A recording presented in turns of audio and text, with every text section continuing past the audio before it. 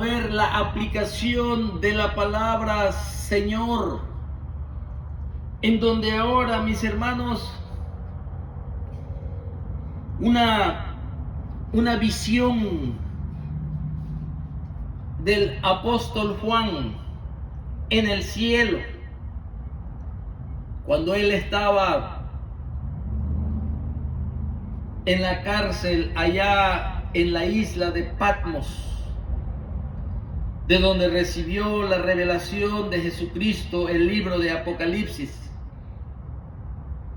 Y nosotros vemos que allí también la palabra de Dios nos revela el significado de esta palabra Señor, aplicado a lo divino. En el capítulo 1, el Señor, que tiene toda la potestad en el cielo y en la tierra, vemos nosotros que en el capítulo 1, allí Juan observa a nuestro Señor Jesucristo glorificado y que se encuentra en medio de 7 candeleros. Se encuentra en medio de sus 7 iglesias. Y vemos allí como sumo sacerdote a nuestro Señor Jesucristo. En el capítulo 2 y el capítulo 3 vemos los mensajes a la iglesia de Éfeso, Esmirna, Sardis, Filadelfia, Laodicea, Pérgamo, Tiatira. 7 iglesias y sus respectivos mensajes. Y de repente es llevado al cielo en el capítulo 4. Y allí en el trono del Señor estaba sentado Dios Padre. Y Dios Padre recibe adoración porque alrededor del trono se encontraban 24 ancianos. Y junto al trono se encontraban 4 seres vivientes que daban alabanza al Señor. Y entonces hay una adoración celestial en gloria. Y dice la palabra de Dios que esa voz en gloria decía: Señor. Ahora la palabra Señor va dirigido al que está sentado en el trono, al Creador, al Dios eterno, al Dios inmutable, al Dios de todo conocimiento, al Dios de toda sabiduría. Cuando lo honran y le dan gloria y le dan alabanza, le dicen: Señor, Adonai, sublime, eterno, amo y dueño de todas las cosas, digno eres de recibir la gloria y la honra y el poder, porque tú creaste todas las cosas y por tu voluntad existen y fueron creadas. La adoración es porque Él es creador. Por eso finaliza así el capítulo 4 de Apocalipsis: por tu voluntad existen y fueron creadas. Por eso, Señor, tú eres digno de recibir la gloria. Y esta adoración, mis hermanos, la iglesia, el pueblo de Dios, necesita comenzar a entrenarse y a prepararse para la adoración celestial.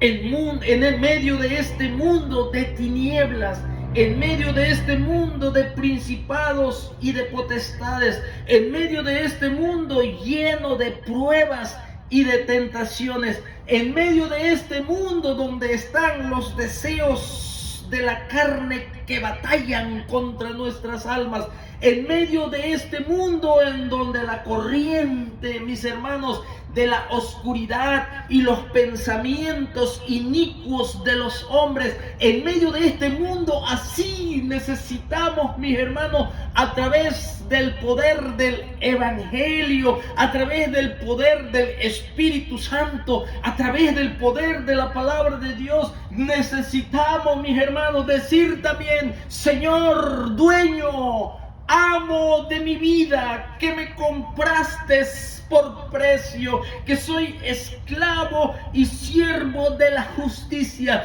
en donde mi Señor es tu Santo Espíritu quien me selló, quien me compró de las tinieblas a la luz admirable. A pesar de estar en este cuerpo, Señor, mi dueño, digno eres, Señor, de recibir la gloria, de recibir la honra y el poder.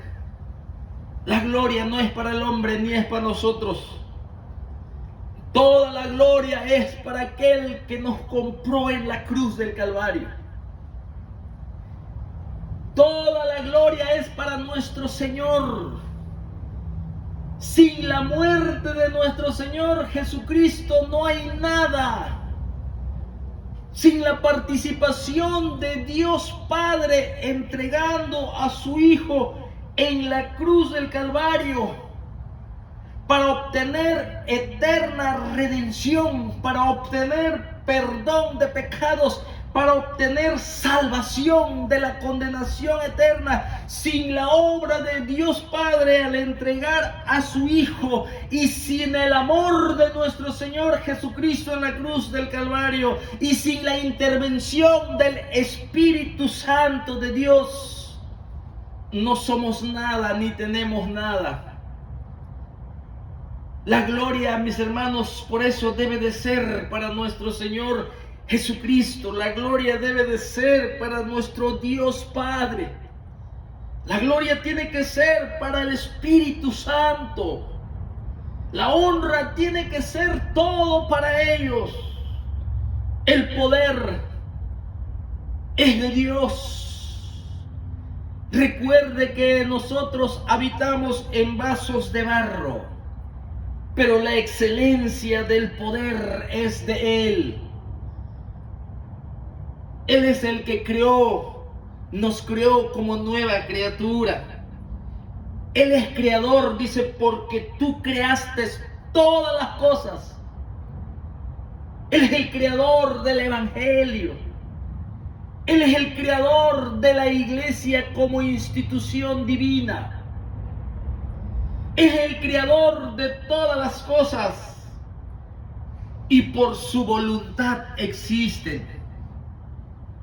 La iglesia existe desde hace 2000 años por voluntad de Dios. Es por eso que Él es digno y tenemos que entender como pueblo, o como el apóstol Pablo estaba convencido de: ya no vivo yo, mas vive Cristo en mí.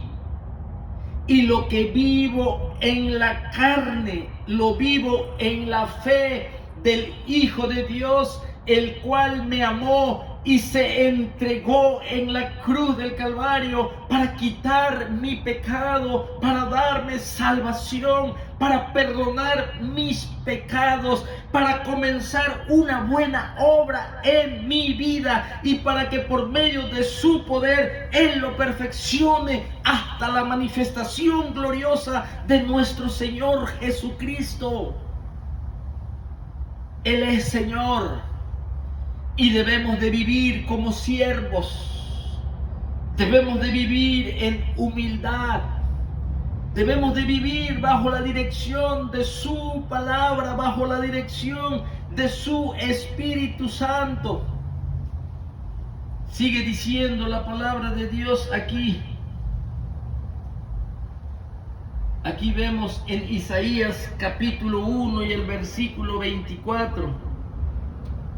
En donde aquí también a este Dios vivo se le llama Señor apropiadamente, Señor verdadero. Él es el Señor verdadero. Sí es cierto, hay señores aquí, como lo fue José, como lo fue Abraham, como lo fueron los reyes, como lo fueron los profetas. Pero hay un Señor verdadero. Hay un Señor en donde nosotros nos vamos a presentar delante de Él. Hay un Señor que vamos a dar cuentas tarde que temprano. Hay un Señor que vamos a estar delante de Él. Aquí dice Isaías capítulo 1 y el versículo 24. Por tanto, dice el Señor, Jehová de los ejércitos, el fuerte de Israel, tomaré satisfacción de mis enemigos y me vengaré de mis adversarios. Isaías capítulo 1 y el versículo 24. Aquí, mis hermanos, en Mateo capítulo 12, podemos ver que nuestro Señor Jesucristo se llamó a sí mismo Señor, aunque muchos no lo entendían como nuestro Señor Jesucristo quería que lo entendieran. Muchos lo respetaban solamente, era un título de respeto para algunos hacia nuestro Señor Jesucristo. Él tuvo muchos problemas cuando sanaba en los días de reposo, cuando le enderezaba las manos secas a los hombres, cuando sanó a una mujer encorvada por muchos años, cuando levantaba a los paralíticos en el día de reposo. Hubo mucho problema con ellos, pero Jesucristo se hizo Señor a sí mismo. Y dice la palabra de Dios, porque el Hijo del Hombre, en Mateo 12:8, es Señor del día de reposo. El día de reposo era un día para el judaísmo, era un día más grande que la misericordia. El día de reposo, mis hermanos, se utilizó el sábado. Nuestro Señor Jesucristo lo utilizó el sábado para hacer la obra que le había encomendado Dios Padre. Uno de ellos era sanar a los enfermos.